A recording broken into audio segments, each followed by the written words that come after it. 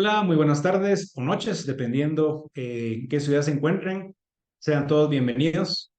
Mi nombre es Jorge Rojas, soy director del Higher Finance Institute y genuinamente agradezco su participación en esta charla. Sin duda, su presencia resalta la importancia de este evento. Vamos a iniciar y a terminar puntualmente.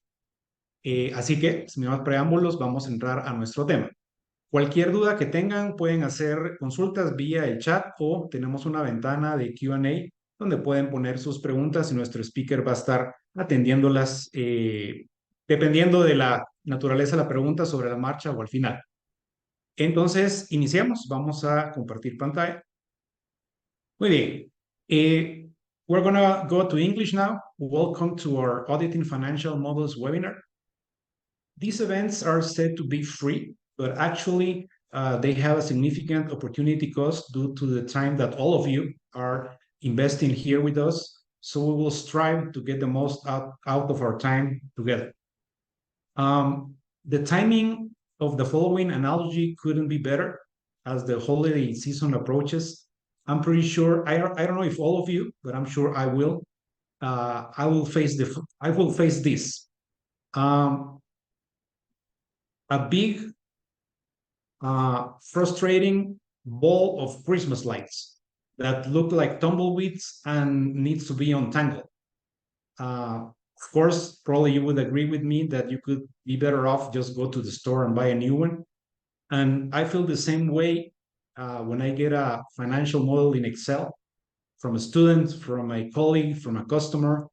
Unfortunately, on this case, it's very unlikely that you won't be able to start from scratch. And like the Christmas lights, if one little bulb is not working right, it may affect a segment or even the whole series. And it's a nightmare to find that problem. It's going to be a mess. So to help us avoid this frustration and anxiety, not with the Christmas lights, but with the Excel models, we have the best possible speaker tonight to help with this analysis. His reputation precedes him. He's Ian Schnoor. He's the Financial Modeling Institute Executive Director. He has extensive experience in academics and in consulting. And probably the thing I would like to stress the most is that Ian and his FMI team developed the revamp CFA Level 1 module on financial modeling. So that tells you the caliber and the quality of Ian and his team. So with any further ado, I would like to introduce Ian, and I'm going to borrow the way he was introduced a few weeks ago in a CFA Institute webinar as the Mozart of financial modeling. Ian, welcome, and you're on. Thank you, George. I appreciate that. Buenas noches, everyone. Can you hear me okay? You can hear me? I can hear you well. Okay. Well, I assume it's evening for most of you. Good evening, everyone. It's great to hear from you. First of all, quick raise of thumb. Thank you, Juan. Raise your thumb in your hand if you can hear me okay, if you are ready to go for some model auditing and checking. I'm looking forward to a fun, exciting session. Great. A whole bunch of you here. It's great to see all of you. Thank you, George, for your warm welcome. And apparently now my new hobby apparently is hanging Christmas lights. So if anyone needs help with that, let me know. I will happily come down and give you a hand with that. It's a great analogy, George, and I might steal it actually. So let's do this. We have it is just after 6 o'clock my time. I'm in Toronto, Canada.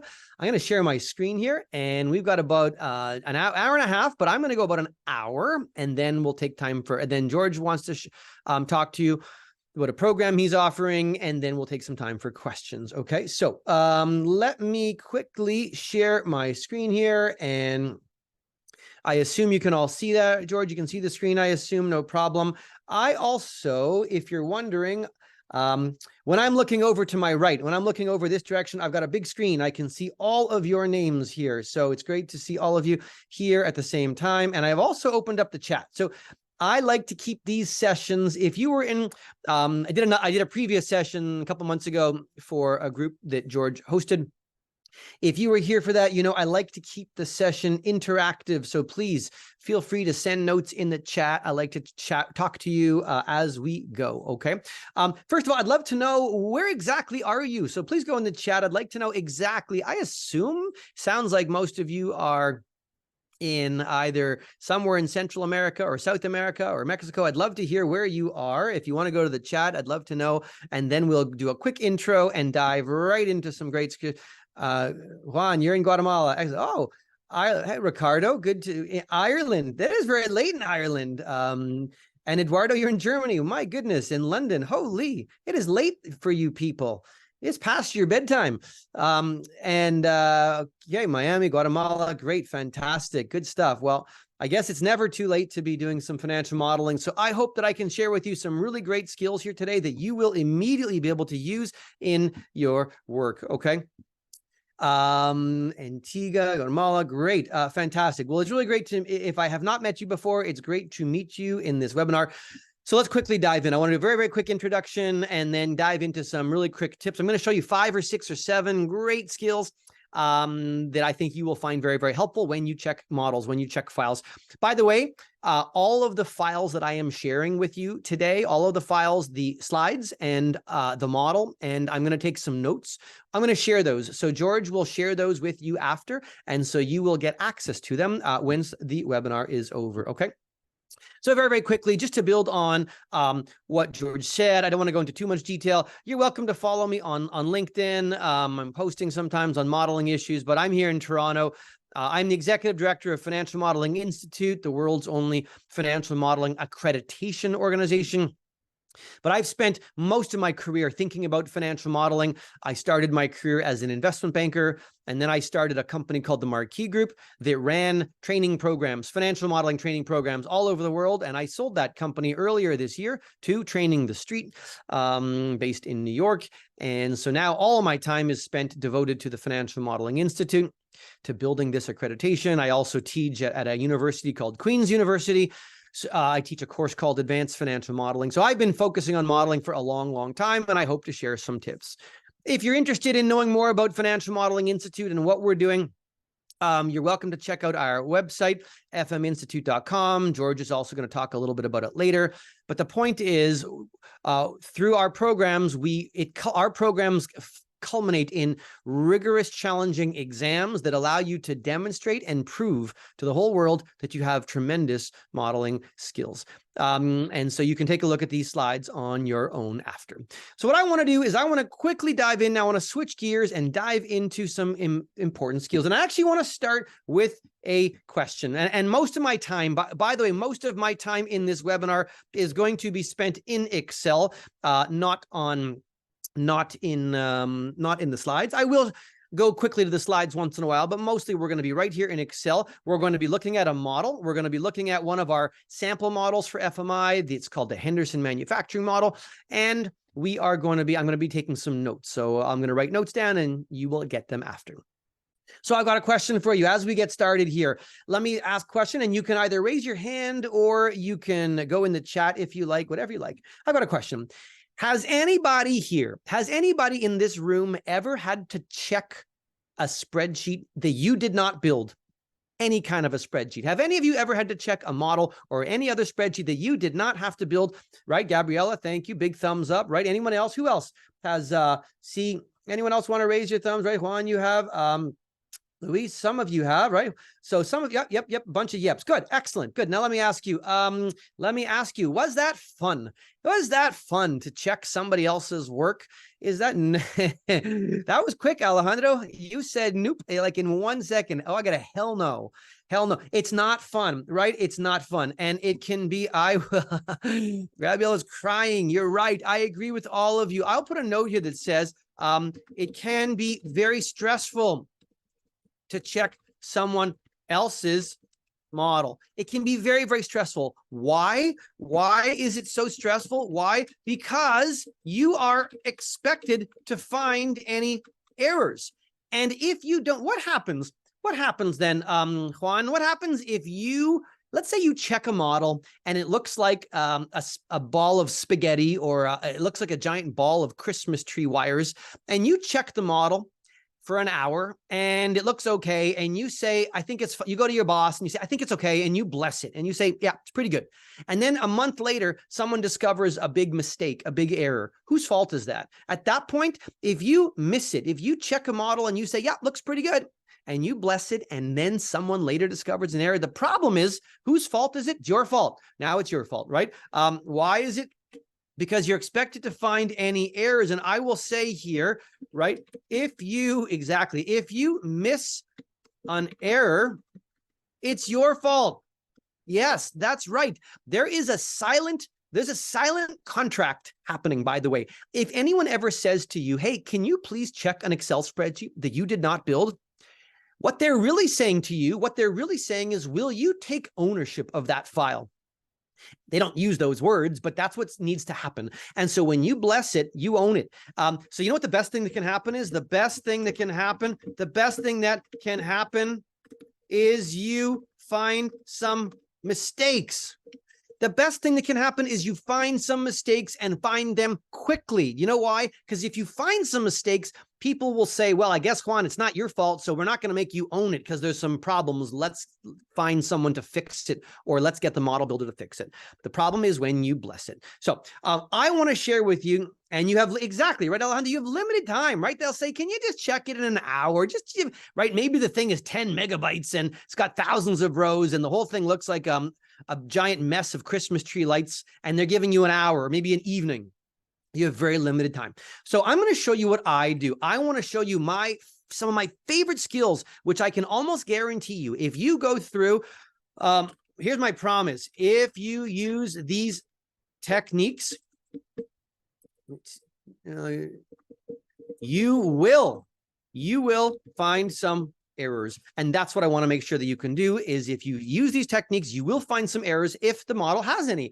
And if it doesn't, it doesn't. Okay. So, when checking, I will give you a tip that says, keep a big list of all the issues and errors you find. You need to keep a list so that you can go back the next day, right, Alejandro? You can go to your boss the next day and say, listen, I spent 2 hours last night. I found 5 errors, and there probably is more, but I didn't have time. If you can say that you found a few mistakes right away, immediately your boss is going to feel like, yeah, you know what? Your boss is immediately going to feel like, oh, I guess there's some issues. We should double check it, right? Again, remember, the problem is when you say it's okay. So let me share with you now what I do. So here are some great skills to check a file. I do this all the time. I have found so many errors with these skills I'm going to show you right now. So let's go take a look at the model. This is the Henderson model. Can everyone see my screen? I imagine you can still, hopefully you can see the screen still. You should. I'm showing you the Henderson model.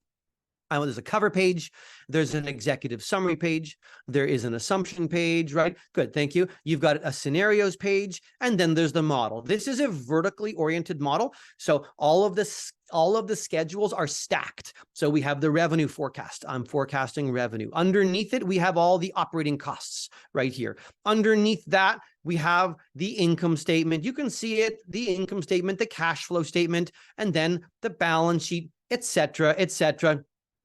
Here's my depreciation calculations. They're just going down. It's very tall, okay? That's the model there. What do I do?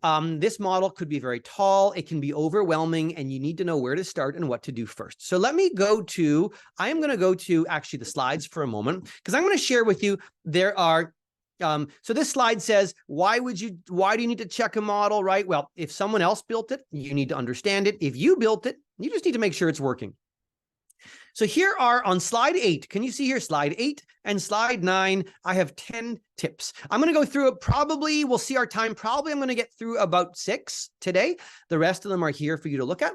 And again, depending on your comments and questions, I'm going to get through a whole bunch of these, but let me show you one of my favorite things to do. It's so easy and it's so simple and it's not always obvious. You know what it says? Look at tip 1. It says zoom down.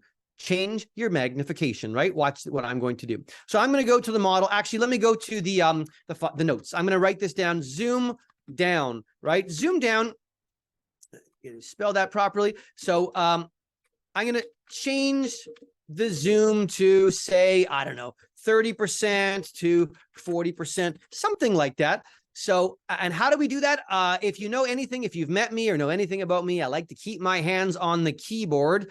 So you could do this. You could go into the, where is it? The view menu. You could click, and then you could click zoom, but I don't want to do that. Then it's going to be slow and people think you're not very quick. So I'm going to go to the Alt. You all probably know if you press Alt, you get all these letters. I'm going to press Alt and then the letter W. So Alt and the W opens up view, and then the zoom is the letter Q. So I'm going to press, by the way, Alt, W, and then the letter Q, or I'm going to actually show you an old-fashioned keyboard shortcut because this works nicely as well. It should work. Now, I have to tell you, I have taught I used to, when I was running a training business, I used to teach courses live in person in, Mexico and Central America, South America. And I know that the keyboard can be a little bit different. So your keyboards can be a little bit different, but try this. This might work. I like to use a keyboard shortcut that's Alt, V, and then the letter Z or Z. Alt. Think of it this way. Think of it as view, zoom. And if I go watch Alt, V, and then the letter Z, view the zoom menu, it opens it up as well. It's the same thing. It does the same thing. So let's go there. Watch this. Watch this. The problem is, so why am I zooming down? The reason I want to zoom down is because this model is very tall. Can you see this? It's a very tall model, but right now I'm only seeing a very tiny window. I'm seeing a really tiny window. I'm only seeing 23 rows. Look, I can only see 23 rows and around 15 columns. That's not much. I want to see sort of a bird's eye view from way high up. So look what I'm going to do. I'm going to say Alt, View, Zoom. And I'm going to change it to, let's say, 35%. I'm going to make it 35% and click OK. Watch what happens now. This is an amazing way to look at a model. You obviously can't see the numbers, but that's okay. All I have to do now is scroll down, right? And I will scroll down and just quickly eyeball, and I get a very good appreciation for where everything lives. And now I can start to appreciate how the model builder built it. You see this? I'm scrolling. I can see, yep, there's different pages. I can see that it was nicely stacked vertically and it's coming down. It's going to make it much easier for me to audit the file when I have an understanding for how deep it goes, right? It's going to row 343. How wide and how tall it is. It's very, very powerful to scroll down. And I have a question. This happens to me all the time. Raise your hand if you've ever seen this. I'm looking at you. Has anybody ever worked in a spreadsheet and you noticed, to your surprise, you noticed one day that way over here off to the side, there were more black dots, more numbers, and way over here, has anybody ever noticed in a model, wait a second, what the heck? There's stuff way off to the side. Has anyone, raise your hands? They're going to chat. Have you ever seen that before in a spreadsheet and you thought, what the heck? Right, Juan, you've seen that before, right? Sure. We've seen that, and it's scary. It can be very scary when you notice that. So when you zoom down, you immediately know, right? I'll put a note here. This gives you a good perspective on what's in the file, right? It's a bird's eye view of where everything lives. And you can see, well, I call them data islands. We call them little data islands off to the side. And if you notice them, then write it down, add it to your list. And you know what it means? If you see a bunch of little data islands off to the side, it means the model's not that well organized, and you're going to find other problems as well. So this is a great starting point. Zoom down. You will appreciate the file so much better just by doing this. It takes 1 minute and you will understand how the file was built. Okay, great. So that's the very first tip. Very easy, very simple. I know a lot of people that love doing that because they can sort of understand, right? You look back, it says zoom down. It provides a bird's eye view and it kind of shows you where everything lives. Now, the second thing we're going to do is we're going to look for white values. Let me go back to my notes file. Now that you've zoomed down, the second thing I'm going to say is check for white cells in the file. Has anybody here, raise your hand, has anybody ever worked in a spreadsheet and you noticed you got scared, you had a heart attack because you noticed that somebody took a bunch of numbers and they painted them white? Have you ever noticed that? Raise your hand. Let me know if you've ever seen a spreadsheet and somebody made a bunch of numbers white. They took a whole bunch of cells and they made them white. I'm sure some of you have, right? Sure you have, right? Alejandro, you have. George, you've probably seen that before, right? Some of you have saying yes. Eduardo, you've said yes. Sure. And it's scary, right, Ricardo? It's scary because you think, whoa, what's going on? Why are there white values? They're hiding them. So you need to know. So if somebody puts some white numbers in a spreadsheet, you have to find them. You have to catch them and find them. So while zoomed down, look for white values. And the best way to do that, to do this, simply turn the background gray. Simply turn the entire background a different color, and usually we'll make it gray. Now, does anybody know the keyboard shortcut to select a whole sheet, to select, and type it in if you know it, an entire sheet in Excel? Does anybody know what's the keyboard shortcut if you want to select an entire sheet? This should work on your keyboards. Thank you very much. Got it. Ricardo, right, Juan? Exactly. Control and the letter A. Very nice. Control. Watch this, guys. Control and the letter A. So look what I'm going to do. I am going to go back. So I'm going to go back to this file and I'm going to go here. I'm going to press Control and the letter A. And look what happens. It selected the whole sheet and it made it gray. Now we need one more step. So the background is gray. And I will tell you right now, in older versions of Excel, and I will say 2019 and earlier, in older versions of Excel, this step will display white values, right? So if you're working on an old version of Excel and you press Control A, you will see white values because they will appear white against this gray background. In newer versions of Excel, in Excel 365, I'm running Excel 365. And in Excel 365, they've changed it. So I have to take one more step. And by the way, if you want to check which version you're running, you go here, right? File, and then Account. If you want to know which version you're running, all you have to do is go to the File menu and then go Account, File, Account, and it should show me right here. Do you see this? I am running Excel 365. Okay, that's fine. So that is what's going on here. Okay, and so fine, no problem. So it's a newer version. So what I need to note now, I'll put a note here. In Excel 365, you need to then make the background. Watch this. Great. So I'm going to go back here. I pressed one more time. I'll press Control A. I don't see any white values yet, but all I'm going to do now is click on my home screen and I will go to the painter menu. You see, this is my fill color, and I will very simply pick a gray color. It doesn't matter which one. Pick whichever gray you want, make it gray, and that's it. And whoa, what the heck's going on here, right? Thank you. Right, I could do it with the keyboard as well. Juan is holding me to it. You're holding me right to it. Juan is saying use the keyboard, Alt H, and then he wants me to press H for the background. I'll tell you why I didn't do that, because I don't love, Juan, that when you press Alt H, it opens up this box, but then you've got to use your arrows and go down a million times. So actually, Juan, if I have a color that I like to use and I use that color all the time, I put it right here on my quick access toolbar, right? And well, we are aligned. I put it on my quick access toolbar. I'll point that out to you guys after. But most importantly, what happened was, look, I went here and I made the whole background gray. And what's going on now?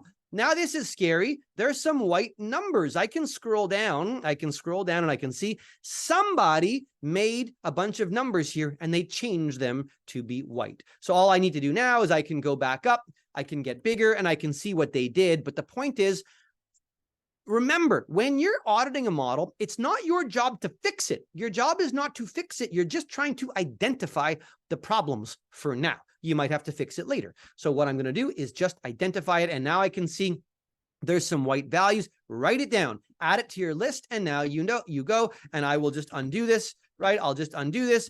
go back to the way we were, and away we go. So let me zoom back up again. I'll go back up to 115, and now I am ready to go. But my point is this. If you open up an Excel spreadsheet, within 1 minute, you can zoom down. You get a very healthy appreciation of how the file was built. You'll know very quickly if it's well-designed or not well-designed. You will quickly know whether it looks like a giant mess of Christmas tree lights or whether it feels logical. And you will also be able to see if any errors in white values and add them to your list. So within 5 minutes, you might know that there are some problems right off the bat. But we're not done yet. We're just getting started. And those are a couple of great things to get started. Let's keep going, right? But at least you know where to start and you're going to feel confident with these skills. So let's keep going. What's the next thing I like to always do? The next thing I like to do is I like to look for dead inputs. See this? I like to look for dead inputs on the sheet. What am I talking about here? Let me jot this down. 3. This is such a big problem. Check for dead inputs on each sheet. So what's a dead input? Right? A dead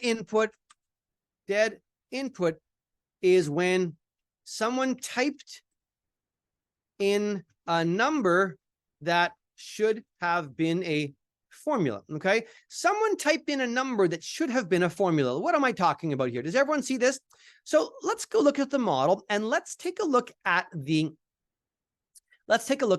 revenue schedule. Okay, does everyone see my revenue schedule? In this model, we have a revenue schedule, and this company has one product. So we're forecasting the selling price. This is the sales price of that company's product. So there's a gross selling price, and then there's some freight and warehousing costs, and then there's a net price. Okay, gross, and then freight, and then there's a net price. And gross minus freight is net, right? So I have my gross selling price is coming from a different sheet. It's an assumption. It's coming from a different sheet. I have a freight and warehousing, and then my net selling price is a calculation. It's gross minus the freight. Very, very easy, very simple. So there's a selling price section. Then we have volume. Now this is the annual sales volume. And then right over here, does everyone see there's a row called revenue? There's a revenue, gross, and then net revenue. What's my revenue? Of course, revenue is very simply my price times volume. It's gross price times volume. Very, very simple. So the model's working nicely. And by the way, you might notice that there's some very common color coding in models. This is the industry standard. The industry standard is for input cells. Input cells, of course, should be blue. Input cells, we usually make blue. Calculations are typically going to be black. And a lot of people build links to assumptions. If you are repeating an assumption, that's often a third color. I like to use a purple or a green. Some sort of a dark color is very common. So you'll see here, right? I'll just make it here. I'm gonna use my mouse. Sorry, Juan. I'm gonna use my mouse. Just keep it. So I'm gonna make this purple. Oops, whatever. The point is, we often use some very common colors. So when you look at my model, when you look at this model, a blue number is an input, and that's fine because someone typed it in. It's okay. It's a blue number. It's a data input. That's okay. Anything black is a calculation. It's a formula. And anything in my third color here, the purple, it's just a link. I'm just repeating it. I'm repeating one of my assumptions actually from the scenario page. I'm just repeating it. And we talk in some of the other modeling sessions why we do that, but I'm taking this row here and I am repeating it. No problem. So I'm repeating it. Fine. No problem. But all of these black numbers are supposed to be formulas. They're formulas because they're black. Now, let me ask you, what would happen if one day, can you imagine this? What would happen if one day your boss called you up and they said, Juan, quick, Juan, you have to make a change to the model. I need to know right now, what would happen? Do you see how the net selling price is 718 in 2026? Your boss said, Juan, right now, I need to know what happens if this number is 750. Now I need to know right now. Has anybody ever worked Has anybody ever worked with a boss that was impatient? Did you ever work with anyone? Probably you did not. Did anyone ever work with someone who was very nervous and impatient? Nobody? Probably not. I'm guessing you have not. Okay, you're lucky. You're lucky. Nobody wants to raise their hand. Okay, good. I certainly did. Nobody, Juan said maybe. Nobody wants to admit it. That's fine. Maybe because your bosses are all here with you on the call. I get it. Okay, then don't say if they're with you. However, what happens very commonly is if your boss, right, Juan, if your boss said, what happens if this number 718 was 750 instead? What a lot of people would do is they would go right to the cell with a formula and type in 750, and they would type it in. And that is now a dead input. Do you see that?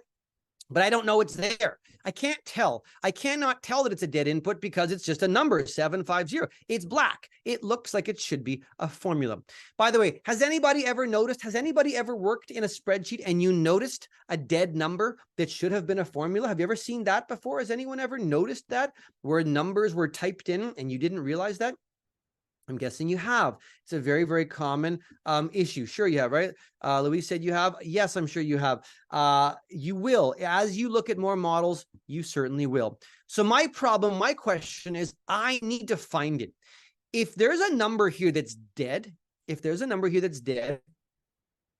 I need to know that if I'm checking, if my job is to audit the model, to check it, I need to know right away, are there any dead numbers in this file? Because if there are, I have to find it, right? If I bless it, if I bless this model and then my boss discovers, hey, what's going on here? There's a dead number, then it's my fault. So I have to find it. Well, there's a great way to do this. There is a great way to check for dead inputs. So you're going to press the F5, which is the go-to, oops, let me write it down, which is go-to, right? You might know that F5 is the go-to menu. Now, if that doesn't work, you can also try or Control and the letter H should also work. So hopefully, can you raise your hand? Do either of those work for you guys on your keyboard? Either F5, does that open up the go-to menu? If you have Excel open, F5, does that work? Or Control and the letter H? I hope one of them does, right? George, did they do? Good. Okay, excellent. So they do. Yes. Okay, perfect. Thank you. So they work. So watch what happens then now. So you're going to say go to, and then press special. Watch this. Watch this. They both work. Excellent. Thank you, Luis. So look what you're going to do. When I open up someone's model, one of the very first things I do, the third thing I do is I put my cursor at the very top. Watch this. I go F5 to the go-to, and then there's a button that says special. Now, you may never have noticed that button. I don't know why they call it special, but there are special places you can go. Watch this. When I go F5 special, where do you want to go? I'm going to say go to all the constants. Watch this. Go to all the constants and click OK. And look what happens. It highlights every single cell in the entire sheet that was entered as a data input. Now, I'm okay that the labels are lighting up. That's okay. And I'm okay that the actual historical data is highlighting because they're blue. That's okay. But this is going to give me a heart attack when I notice, what the heck? There's a number in the forecast that's lighting up gray. That should not be a data input. That's supposed to be a formula. And now I can go there and I can quickly see what's going on. And I realize that somebody made a mistake, and you add it to your list. Extremely powerful. One more time, F5 special, and then you go constants, and it will show you every single input right on. Who's going to try this? Raise your hand. Raise your hand if you are going to try this tip on every spreadsheet that you open up now. I want to know if you're going to try it. The next time you open up a spreadsheet, I really, Jose is going to, right? Gustavo, great. Please try this. Please do this. I know, right? Ingrid, excellent. You will find this helpful. You will find mistakes. And people are going to say to you, how did you find that error so fast? And you know what you should say? Don't tell them. Tell them it's your secret, right? It's your value added, and it's okay. You're doing the auditing work. They can worry about their job. But these are great little tips that you want to make sure that you know how to do.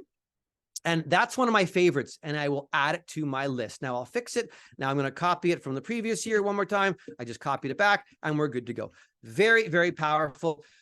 Check for dead inputs on the sheet. And again, look how long it's taking, guys. Imagine you opened up a huge Excel spreadsheet. In 5 minutes, you've zoomed down. Now you understand how the file was built. You've checked for white values, and you've checked quickly to see if there's any dead inputs. In 5 minutes, you already are finding some mistakes. And if you find problems, you should feel a lot less stressed, because you should not feel stressed if there's errors, because it's a problem. It's not your problem if you're finding mistakes. Okay, so that's tip number 3. Let's go back to our list here. One of my favorites. I love it because it finds things that people often, you might find a dead input in row 600 that nobody would have caught. So scroll down, find them, and you will use it. I promise. Now, the next tip that I want to show you is related. The next tip you see on number 4 is we're going to search for hard-coded values. We need to search for hard-coded. It's a little bit different. So tip number 4 is a hard-coded value. And I'm going to say here, check for hard-coded values in the sheet.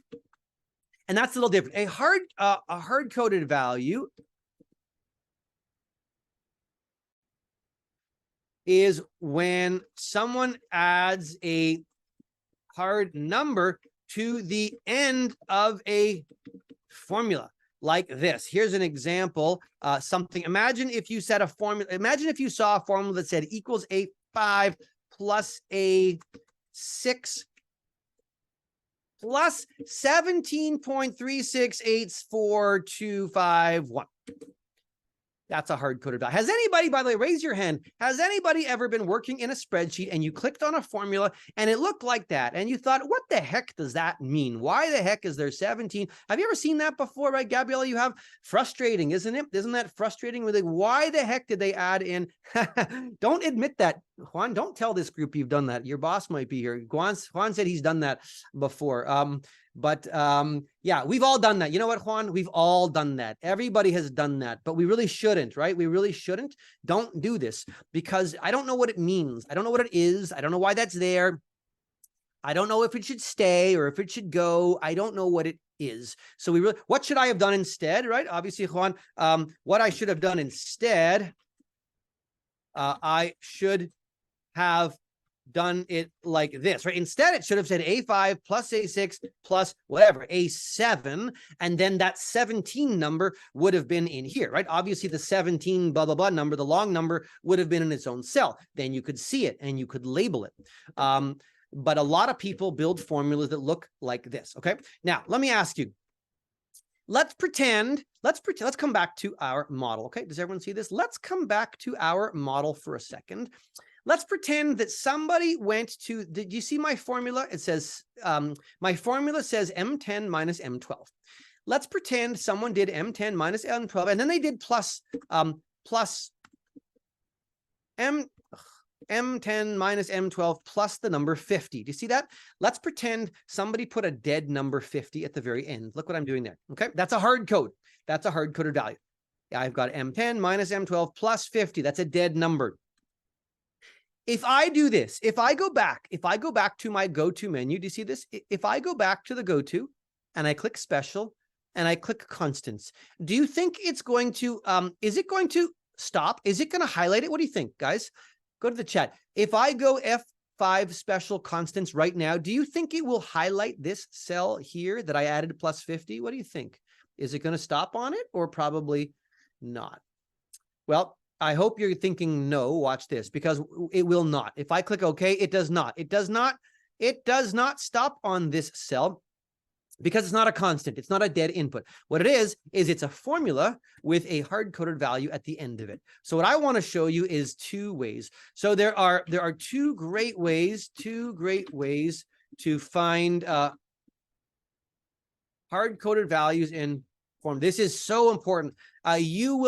People will think you're a hero if you can find these sorts of problems very, very quickly. People will think you're a bit of an Excel hero, because they're very hard to find. They can be very hard to find unless you know these techniques. So let me show you here. There's 2 great ways to do this. So option A is to view the formulas instead of the values. So what we're going to do is, the very first thing is, instead of viewing instead of viewing the results, we're going to view the actual formulas. And to do that, we're going to press Control and this little, it's called the tilde key, or you can do this. You can press Control and the tilde key, which is often under the escape key. But if you don't have that on your keyboard, or you can go to the formula menu, Alt-M, you can go formulas and then say, here you can say show formulas, Alt-M-H. That will also work. Watch, Alt-M and the letter H, right? Alt and then letter M, formulas, and then H is show formulas. Watch what happens, please, when I do that. If I go to my model and I press Alt-M and then the letter H for show formulas, look what happens. It shows me everything as a formula instead of so I'm no longer seeing the results. I'm seeing the actual formulas.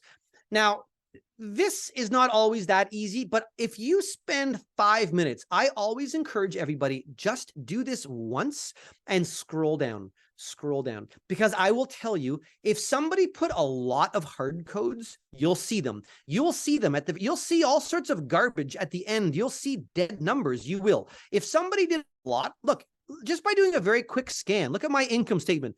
Right? Look at my income statement. There's no dead numbers. You can see very quickly, no dead numbers. Look at my cash flow statement. There's no dead numbers, no dead numbers. So you can see that it's clean.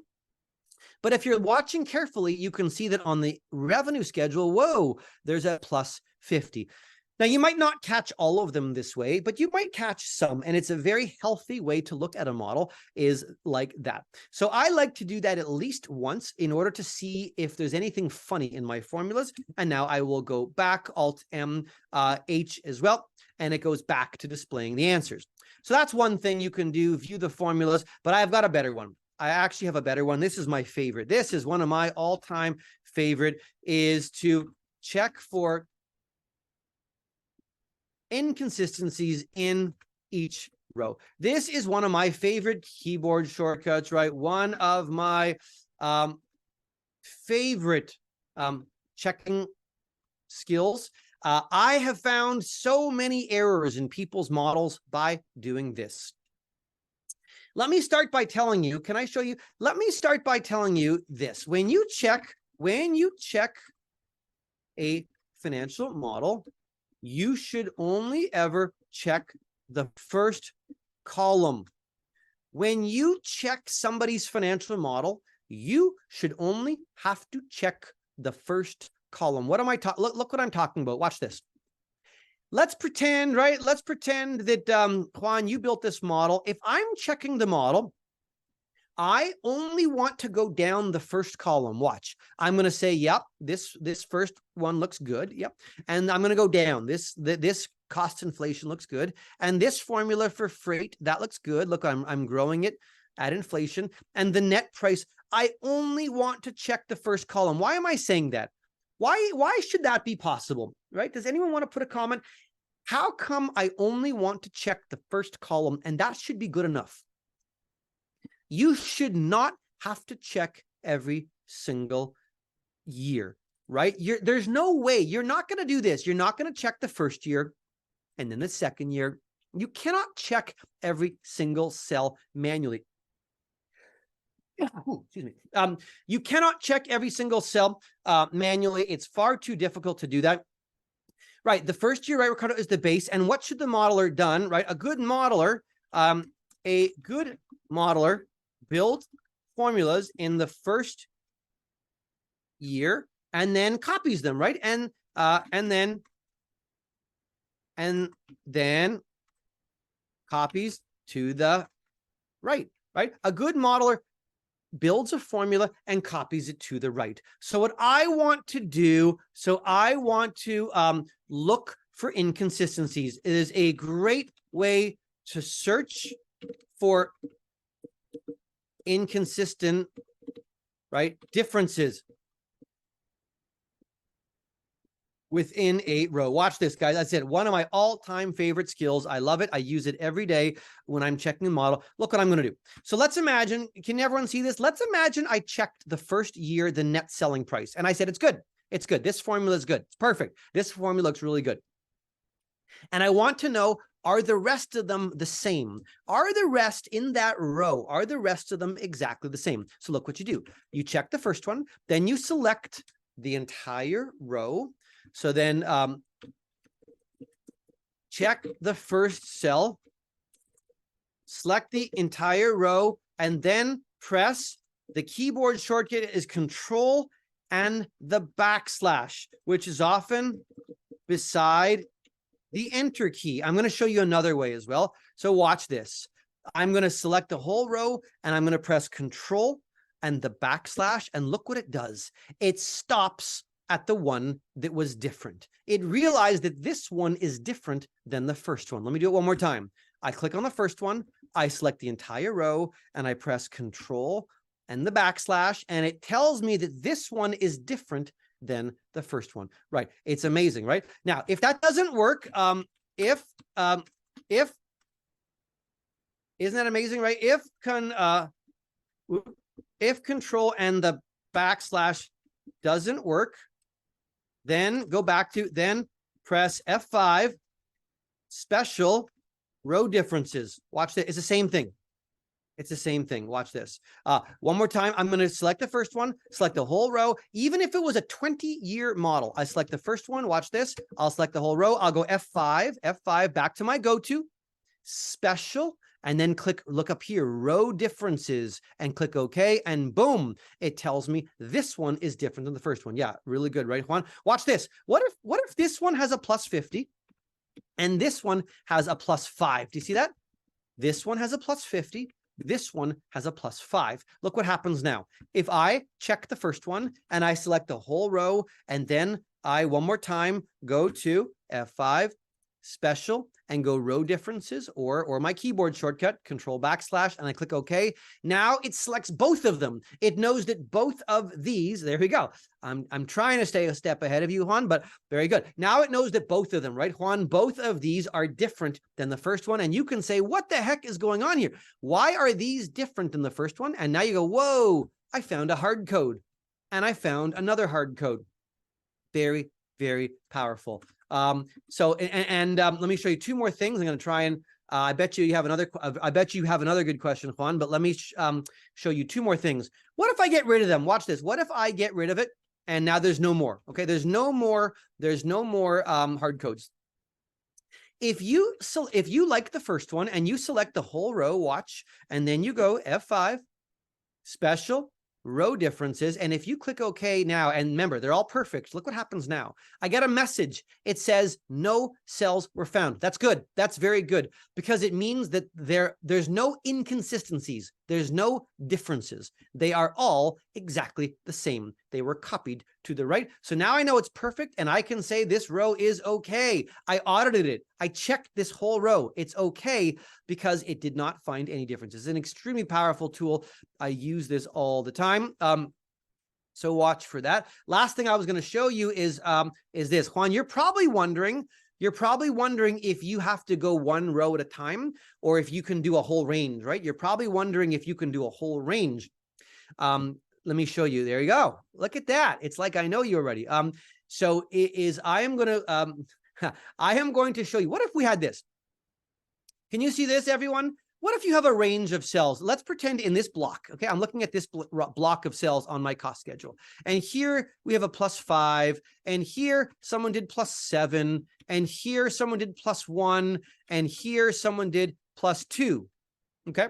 Now, let's imagine I checked the first column. Oops. Let's imagine I checked the first column, and I said, this is good, this is good, this is good, this one's good, and this one's good.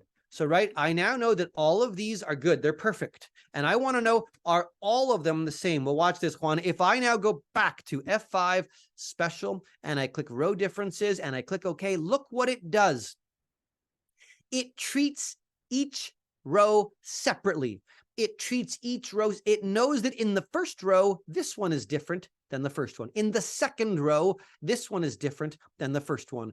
It does each row separately, but you can do a huge range all at the same time, right, Juan? It is nice. Oh, capital nice. Look at everyone's capital letter nice. Yeah, that's really nice, right? And so you're right. It is so powerful. You will find so many errors in people's models doing this. Who's going to try this one? Raise your hand if you're going to try this. Please let me know. I really hope you do.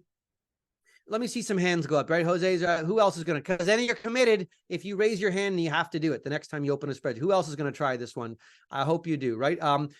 You will find errors if you look at this, if you do this. And I know you will look like a star when you have to check a model. Good. Okay, excellent. So I hope that all makes sense. I've now gotten any questions. Let me stop here for a moment. Are there any questions? Does it make sense? I've covered off the first page. I'm going to do a couple more. I'm going to do a couple more tips that I want to share with you. You can, in such a short window of time, in such a short period of time, by using these tips, you can find some real problems in people's models. And as I said, look like a real superstar by doing it so quickly. Any questions here before I keep going? Any comments, any questions before I keep going then? Makes sense? You guys are okay? Everybody's still here, which is nice. Okay, good. Okay, excellent. Thank you, Alejandro. Then let me keep going. I'm going to show you a couple more, and then we'll see where we get to. Let me show you number 5. So when you're checking a model, and I hope this one works, is it is important to navigate. So this is what I call, this is one of my favorite navigation tip. I'm going to show you navigation tip. One of my favorite tips is this. When you are checking a model, it is very important to jump around quickly in the file, right? The faster, who was it? I think in the file. I think Luis, that's a great question. Luis says, where do I usually start? Excellent question. Can you bug me about that towards the end, Luis? I'm going to show that to you at the very end. Where do I usually start? I'll tell you, the simple answer is I usually start in the middle, like in the financial statements. And I'm going to show you a slide. I have a whole slide on that, Luis. Where do I start? I usually start in the action, right? In the, where all the calculations are. Because, right, there's no point, Luis, there's no point checking all the assumptions. There's no point checking all the assumptions and deciding, do you agree or do you disagree?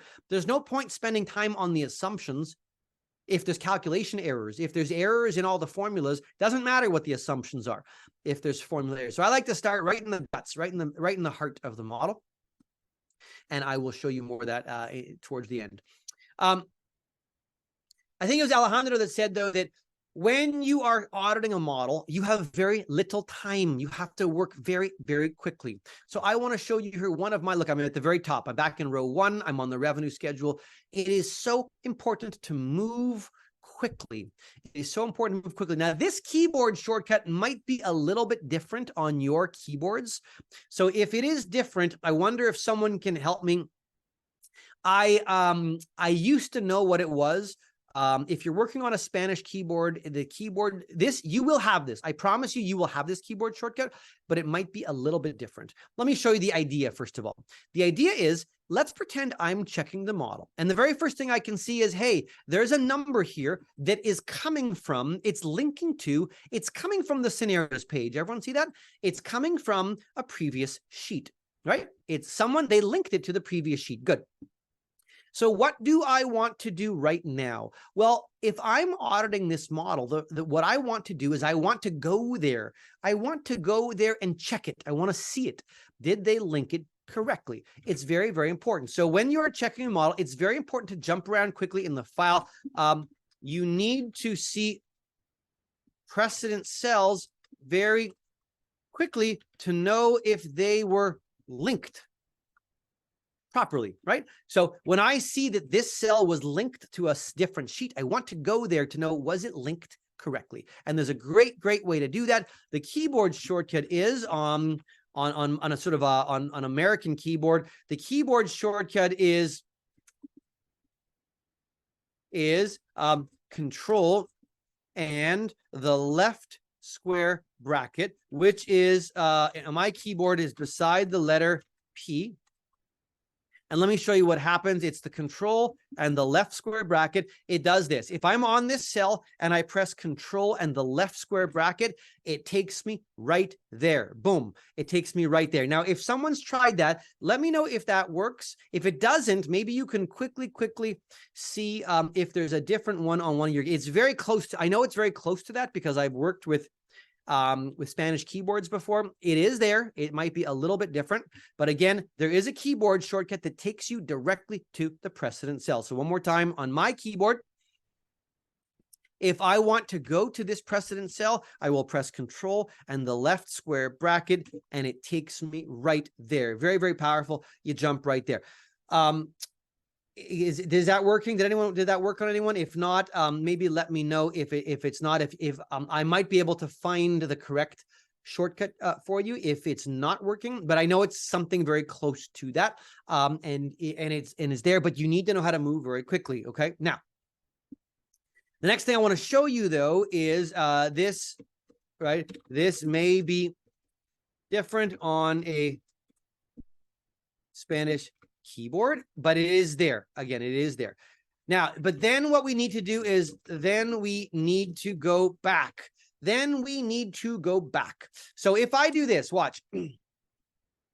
If I see that there's a cell linking to the scenario page and I go there, watch, control and the left bracket takes me there. What I want to do now is I see it and I want to go right back. This will be the same on your keyboard. This will be the same on everybody's keyboard. How do you go back? To go back, you press F5. You press F5 to go to the go-to menu and then immediately press enter. F5 and then enter takes me right back. So F5 enter takes you right back. So if you haven't yet, if this is not working on your keyboard and you have not yet found it, I will try to help you after the webinar is over. I'll try and send it to George. But if you do find it, let me know, or maybe it's working. I haven't heard from anyone yet, but I promise you it is there. And then it will take you right back. Sorry, F5 enter will take you right back. One more time. Let's pretend I want to see this assumption. You see there's an assumption value here and I want to go there, control, and then on my keyboard, control left bracket, it takes me right there. I'm on the assumption page. I want to go back again. F5 enter takes me right back. Yes, thank you. Right, Juan? Exactly. F5 enter takes you right back. So Juan, was the what did control and the left bracket work on your keyboard, or was it something a little bit different? I just want to make sure that people are able to use it. Oh, it does work. So Juan, so it does work on Juan. And I know sometimes they're a little different. So on Juan, it worked. On Alejandro's, it did not. Alejandro, try the control key and a few other keys. Like on just go to a spreadsheet. Go to a spreadsheet, link something. Yeah, keep trying.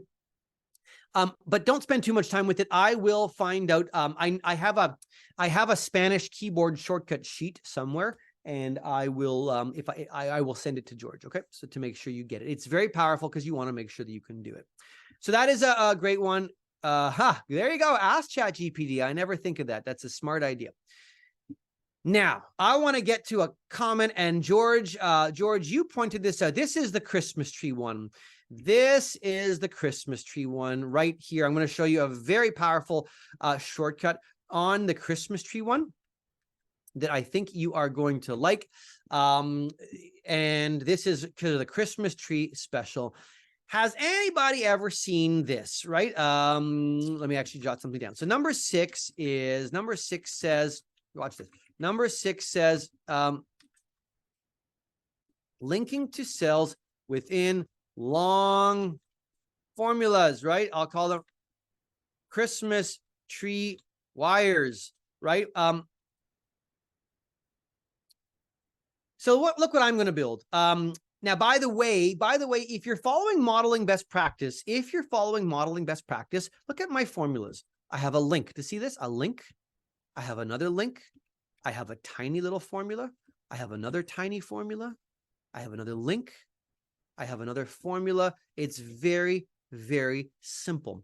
One of the things that we look for and that we encourage people to do at FMI, if any of you wants to sit by the way, if anybody ever sits the level 1 exam, our level 1 AFM, the Advanced Financial Modeler exam, It's a simple idea. All you have to do is build up a model like this one from scratch in under 4 hours. Now, I say it's a simple idea. It's actually not that simple. It's very challenging if you've never done it before, but the whole exam, we give you a case study and you have to build up a model with a cover and a summary and on all the assumptions and all the scenarios and all the model sheet in under 4 hours. That's well designed and beautiful and easy to follow.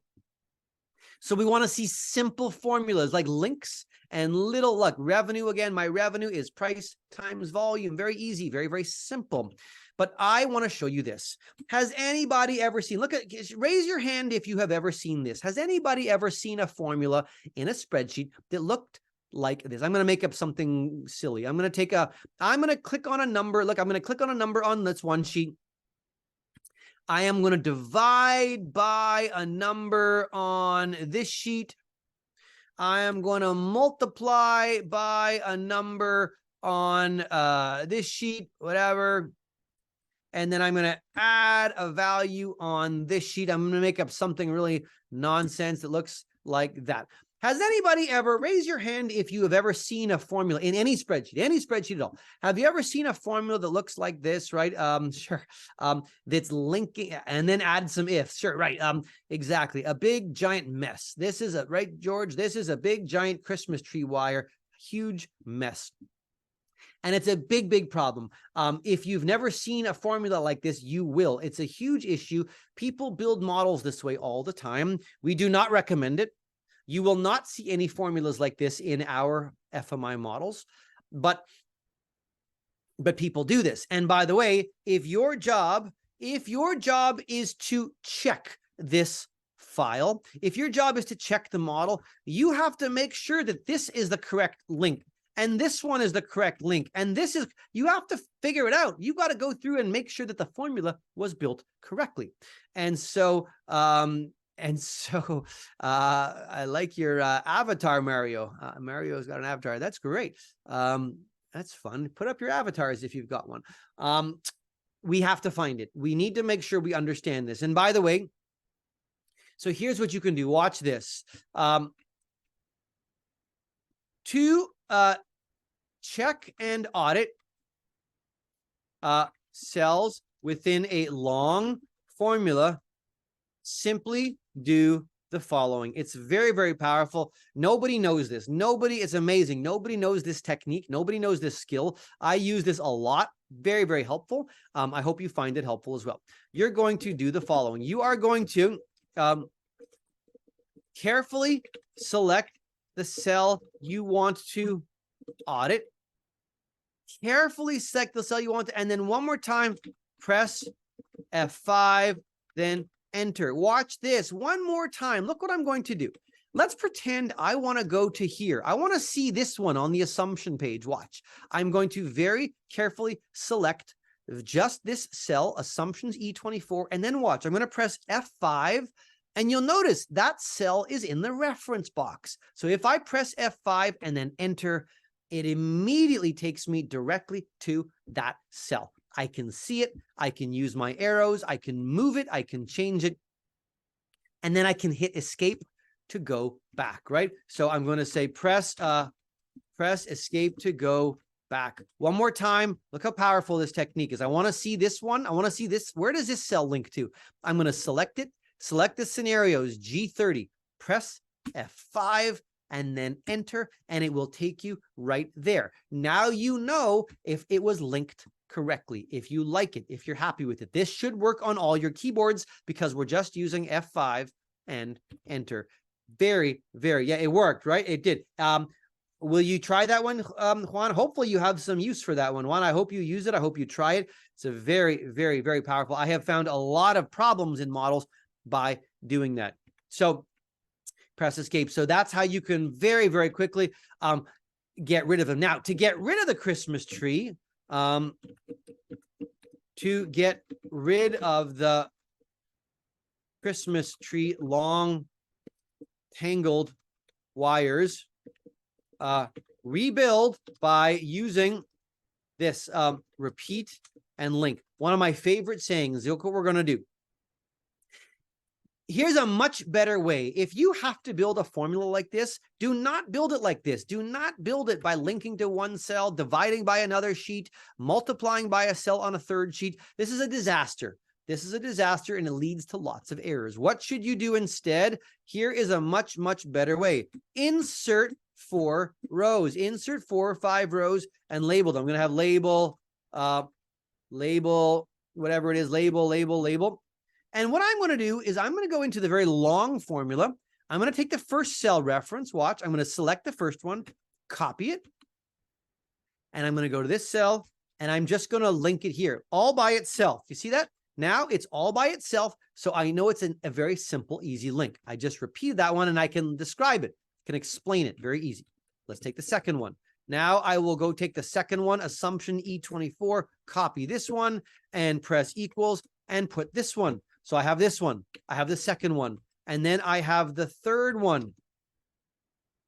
And I'm going to copy the third one out, and I'm going to put it in here like this. Does everyone see that? So I've repeat one assumption, repeat, and now my formula can be a very simple. Instead of taking a number on one sheet, divide by a second sheet, plus multiply by a third sheet, what if I did this? So this is the old way. This is the old way that looks like that. This is the terrible old way. What if I did this? What if I said, take this guy, divide by this one, multiply by that one, and then add in that one. Look what happens. I get exactly the same answer. I get exactly the same answer, but now, much nicer. Instead of my formula looking like this is a disaster, impossible to understand. Now, my formula looks like this, much nicer, right, Juan? You're not going to get a headache. I can see, what are we doing here? He took this one, and then he divided by that one, and he multiplied by that one. I can see it. Very clean, very elegant, and that's what we look for in strong models. So that was point number 6, is linking to cells within a long formula. But if you actually want to fix the Christmas tree long tangled wire, repeat and link. I'm saying add rows, then repeat and link. Keep it all together on the same sheet. Very, very powerful. Okay. Any questions on that? I'm going to show you one more thing here before we stop. I got about 7 minutes. I'm going to turn it back to George in about 6 or 7 minutes. And he's got a few things to show you, but I got one more thing that I wanted to show you, and then we're going to move on. So now what we've done, by the way, and Luis, I want to come back to your question. Luis's question was, what's the right order? And I just want you to see that there are some slides on this, Luis. The optimal order to build a model is here. On page 10, I am showing you the optimal order to build a model. What did we do? I covered this in a previous webinar with George. What do you do to build a model? You plan it. Then you build your assumptions. Then you build the scenarios, the historicals. Then you build your schedule. Then you build your schedules. And then you put it into the financial statement. So this is a very common order to build a model. You forecast an income statement. Then you build a balance sheet, right? That's a very common order to build. What I want you to know is if you want to check a model, it's often helpful to audit in reverse. Audit in reverse. Do it backwards. So start in the middle. Start with the financial statements, and every time you find a line that's correct, mark it okay. So again, like this, you can either start, Luis, you can start right on the revenue schedule, or you might want to start right on the income statement. And I'll do this. I'll go to my revenue. It's a link. I'm going to say, is it linking correctly? I'll use my keyboard shortcut. Where is that coming from, right? K31. Let's go there. K31 and K31. I'm saying, is that the correct link? Yep. Now go back. F5 enter. It's correct. And mark it okay. Mark it okay. So I often like to start right in the middle and work my way backwards. Start in the middle of the onion and work your way out. Is often the most helpful way to audit, okay, to check. Now, last thing I want to show you here, and then I'm going to stop and give back to George. I want to show you how to test the model. How to test the model. I want to show you one tip here to test,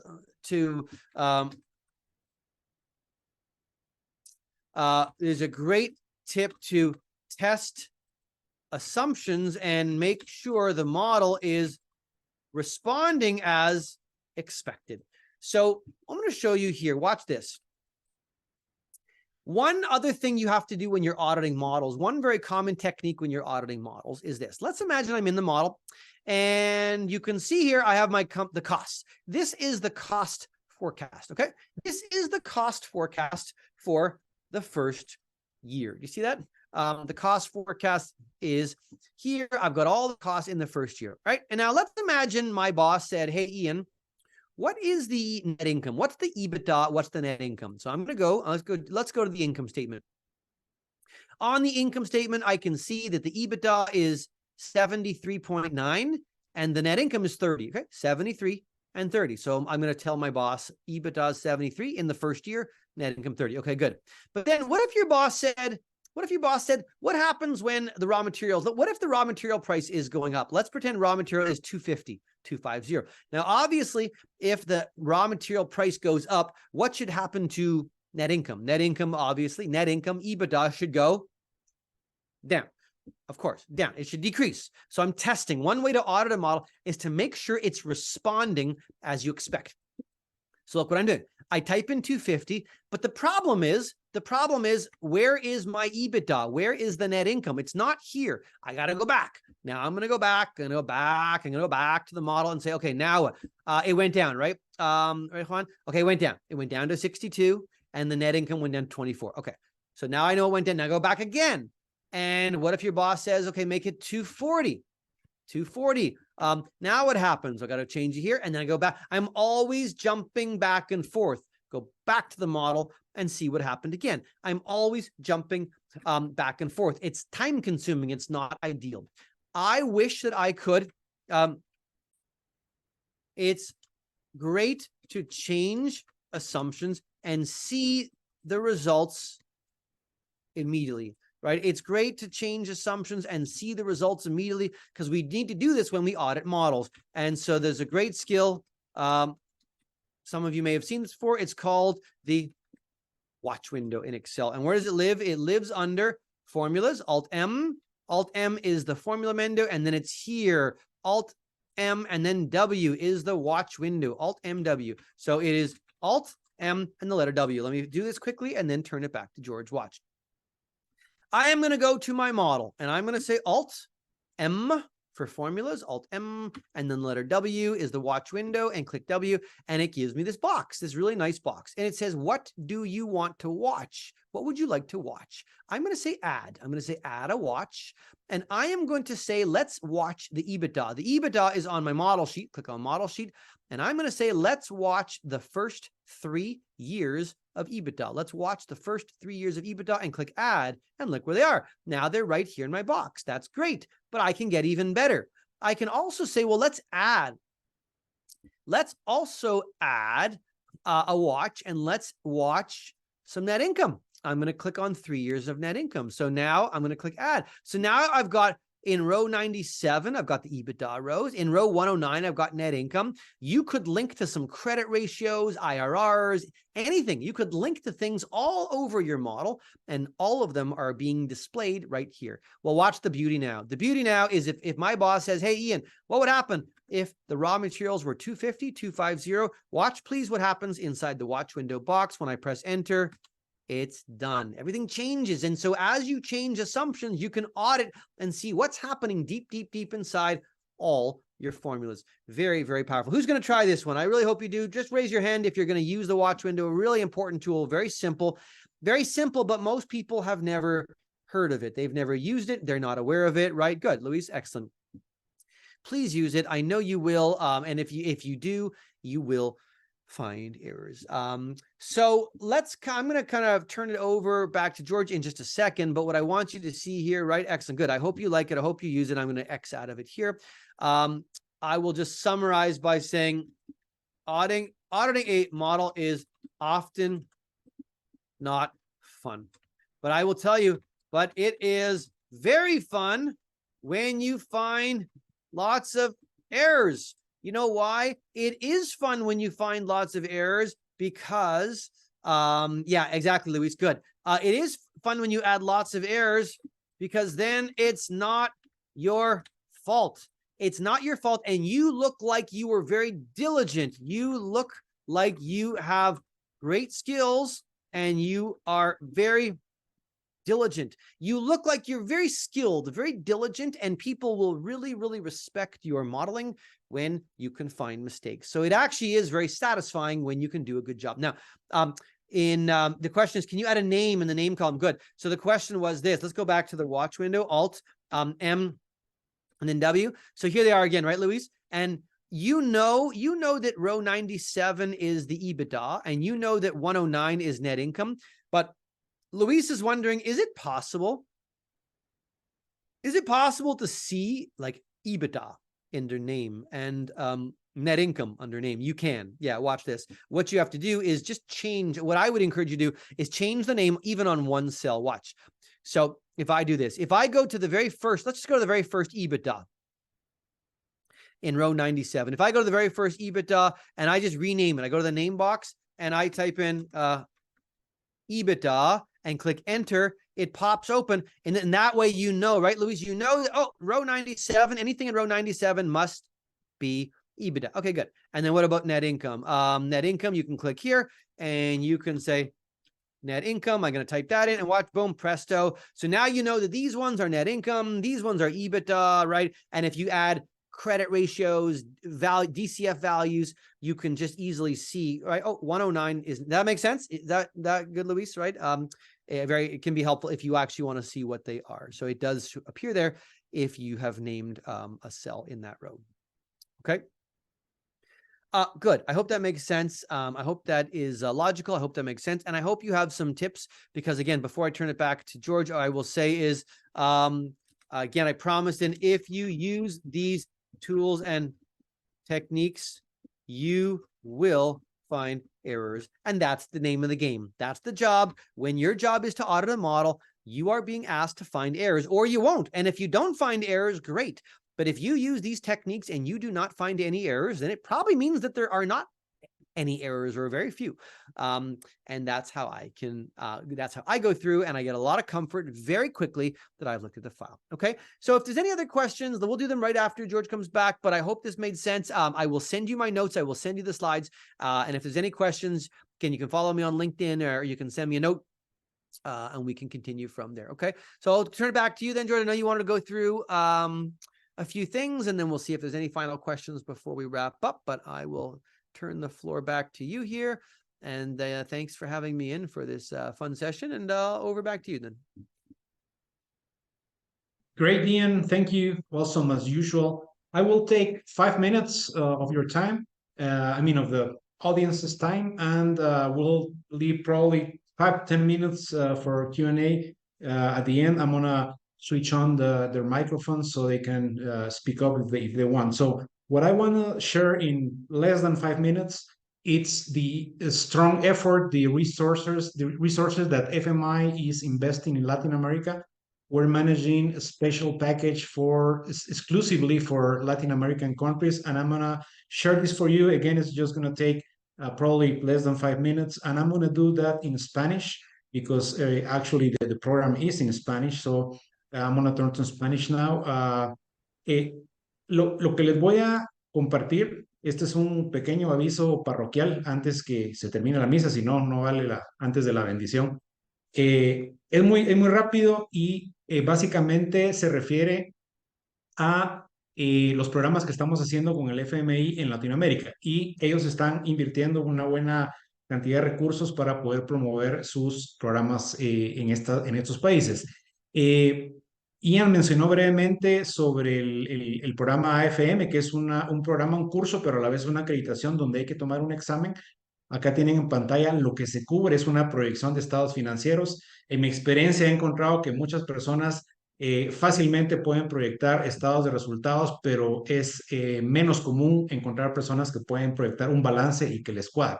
Entonces, este curso, este programa está diseñado para desarrollar ese tipo de habilidades, cubriendo todos los schedules, todos los anexos de costos, ingresos, depreciaciones, capital de trabajo, etcétera, línea de crédito revolvente, escenarios. Es un programa muy completo que incluye una acreditación, un examen que hay que tomar. Es el mismo material, pero puesto de alguna manera más modular, qué es lo que se cubre, qué son los elementos de un buen modelo financiero. Mucho de lo que Ian tocó es parte, de hecho, de este programa AFM, el Advanced Financial Modeler.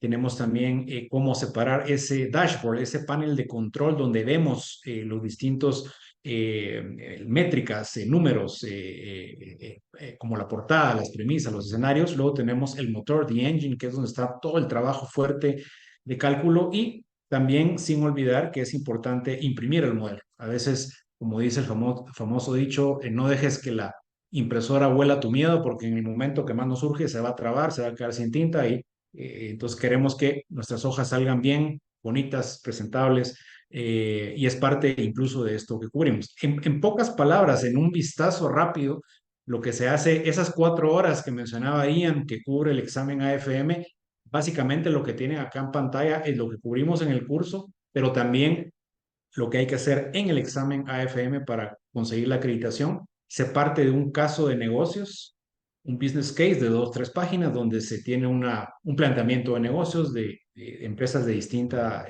giro y naturaleza. Se desarrolla un modelo en Excel, tal y como Ian lo comentaba, de una portada, escenarios, resumen ejecutivo, etcétera, para llegar a un modelo que produzca, ya sea impreso o en PDF, un documento formal, profesional, elegante, completo, fácil de entender. Y eso es básicamente lo que cubrimos en este curso. El curso es en español, sin olvidar que el examen es en inglés, pero aportamos pues todo un paquete de recursos para que quienes estén interesados. Y repito, esto es un esfuerzo exclusivo que está haciendo el FMI con nosotros en países de Latinoamérica para poder promover sus programas de modelaje financiero. Entonces, básicamente y en resumen, por supuesto, ustedes el programa AFM pueden ir a comprarlo al FMI en su página web, y el paquete becas parciales y descuentos que tenemos es eso mismo que conseguirían con ellos. Nosotros agregamos toda una serie de recursos en español, exámenes de prueba en español, en inglés, para lograr una mejor probabilidad de que se pueda aprobar ese examen. Y además es más barato, o sea, además que incluye más, es aproximadamente un 28% más barato de lo que conseguiría directamente con el FMI. Entonces, básicamente, esto es lo que incluye, es un bundle que incluye ticket al examen, incluye videos en español, incluye también videos en tiempo, perdón, sesiones en tiempo real. Aparte de los videos, se hacen ciertas sesiones en vivo para reforzar los conocimientos antes de cada fecha de examen del FMI. Y acceso a comunidades de aprendizaje, práctica, y nosotros particularmente como HFI damos una garantía de calidad. Si por alguna razón ustedes no aprueban el examen, pueden volver a tomar nuestro curso sin costo, con la aclaración de que con el FMI sí hay que pagar un re-enrollment fee en caso pues no se apruebe el examen, pero nuestro curso lo pueden volver a tomar en caso no aprueben el examen. No, no es la idea y es poco probable, pero igual lo dejamos como una alternativa.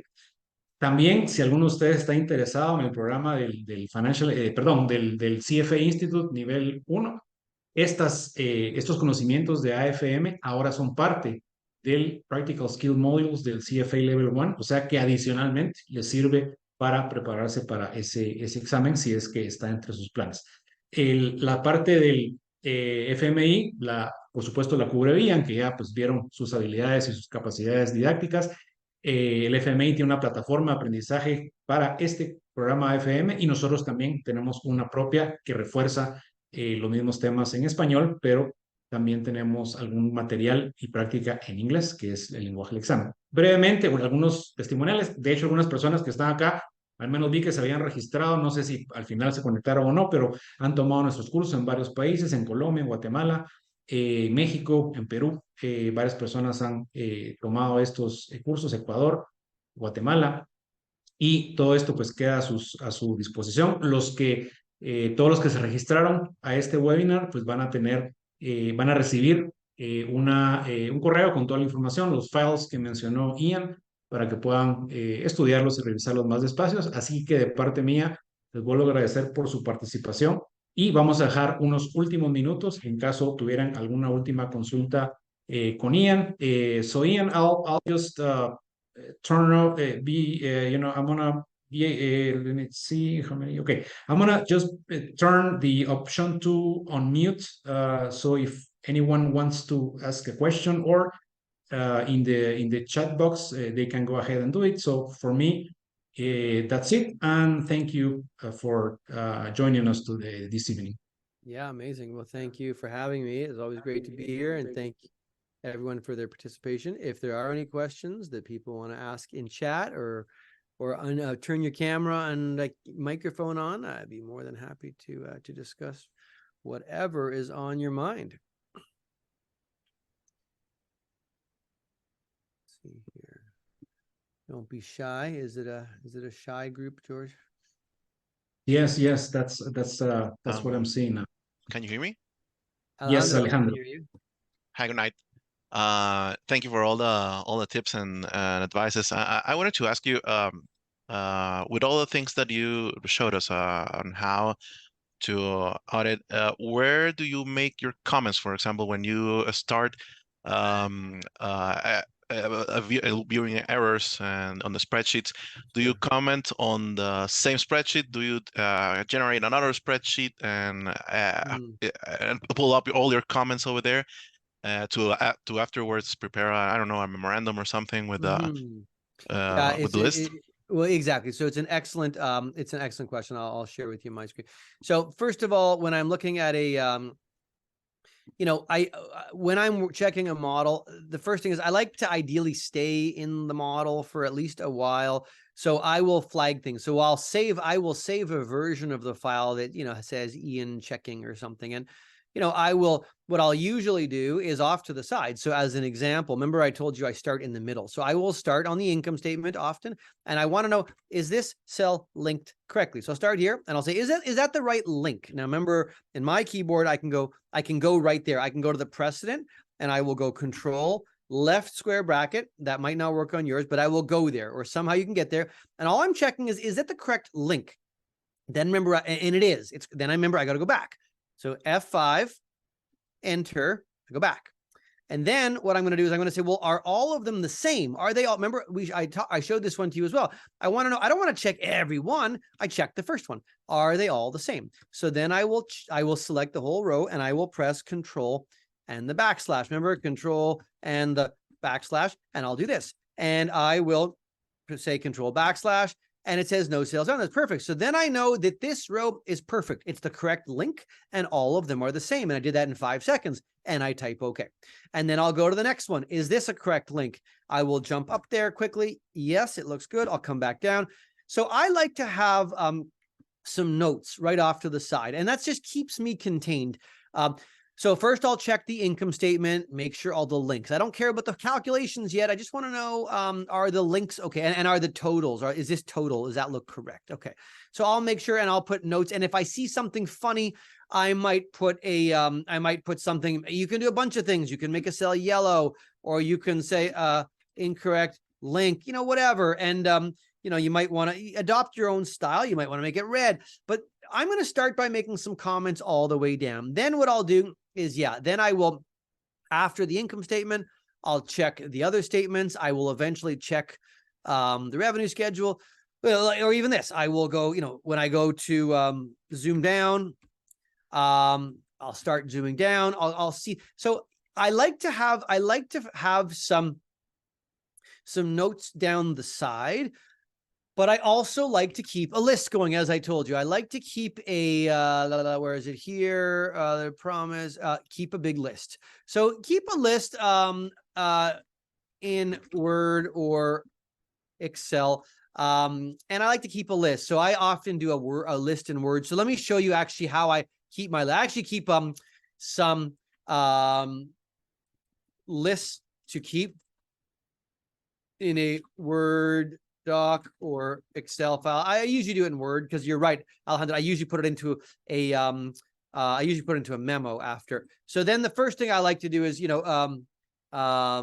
errors, like actual errors. An error is an incorrect formula. Like you catch something that's an incorrect formula, or an actual error is an incorrect formula, or a dead link, or a hard-coded value. That's a real error, and you would note that. In the model, you might make it yellow, but this will be a list. Then you might have things that, items that could be confusing or problematic. So maybe you found a very long formula. Maybe you found a very long formula and you decided it's correct, but it's going to be very hard to audit and you're not comfortable with it. You don't have to fix it yet, but you can say, here's a bunch of items. So here's some real errors. Here's a bunch of things that are not ideal. And then you might also have a list of design suggestions. Maybe there's things that you would suggest. And if you can come back with a bunch of lists in a memo, right, I'll say for a memo, you will look like a real star, and it does not take very long. But yes, I do also keep any real errors in the model. And if I had a hard code, for instance, if I noticed a cell was a hard code, I'd probably make it yellow, right? What's going on here? I would probably make it yellow like that so that when I send someone else the file, they can see it as well. That makes sense. So choose what works for you. But I think that you know, having being methodical and disciplined will help. Okay, so I hope that makes sense. Yeah, good. Yeah, totally. I found the shortcut, by the way, the shortcut key. Oh, what is it? What is it? In my case, it was a control and a question mark. Yeah, you know what? Let me see, control and the square bracket. You could try and this one, right? Yeah, correct. Yeah, that could work. Thank you. You know what? That and it's I think I should have known that. I remembered that. So thank you. Yeah. Good. Thank you for the question. Yeah. Just be consistent, methodical, and you'll find things. Anybody else have any questions before we wrap up? Then here is a good one. It's 7:30. Anything else then? Before anyone else want to toss something out? I'm just looking at everyone here. Let me see. Is anything in the chat? All right. Well, George, if there's no other questions, you know, people can reach out to me on their own or to you, and I hope to see everyone again. So, thanks, everyone. I hope you have a great evening. It's very late in Germany and England, so I don't know, Ricardo, if you're still here, but impressed you stuck around. And yeah, I look forward to being in touch and maybe seeing some of you in the program. So we'll let you wrap it up then, George. Yeah, thank you, Ian. Thank you for all the participants. In fact, at least I managed to see 2 or 3 that they are already in the AFM program that we're running, so they will see you for sure. And thank you, all of you, and we'll see you next time. Thank you. Thanks, everyone. Have a great night. Gracias. Thank you. Bye. Gracias. Thank you.